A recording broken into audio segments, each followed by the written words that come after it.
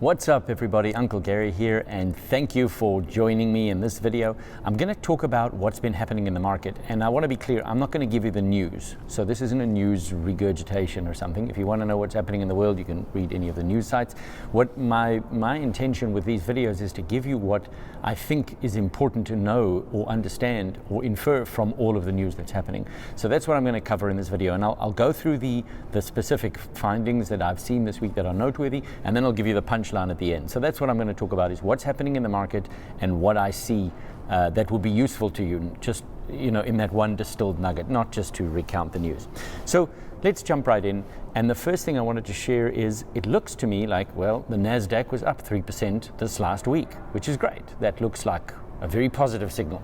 And then when I look at the volatility index, it's at a new low. I think it's down about 20%, if I remember correctly, 20% over the last 6 months. So the volatility index, which is a measure of how volatile the markets are, that looks like we're in a bull market. So there's those signals. I got bull market signals this week.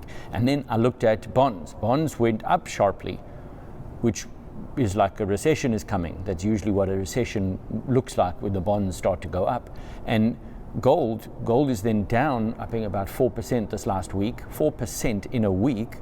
And that's like higher rates are coming. Gold is signaling that higher rates are coming, which is not, there was a rate increase, but it's signaling a certain way. And then lastly, the one that I found interesting was crude oil was up sharply, like we avoided a recession or something. And then on Friday, it dropped about 3.5% in one day.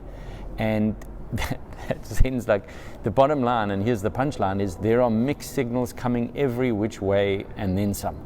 There is no rhyme or reason to what's happening. So anyone that you're listening to, or anyone that tells you they know what they're talking about, or if you watch the commentators, the financial analysts, as much as I love that everyone's got an hypothesis about what's going on, I don't think there's anyone alive that has got a cooking clue what's going on here, frankly.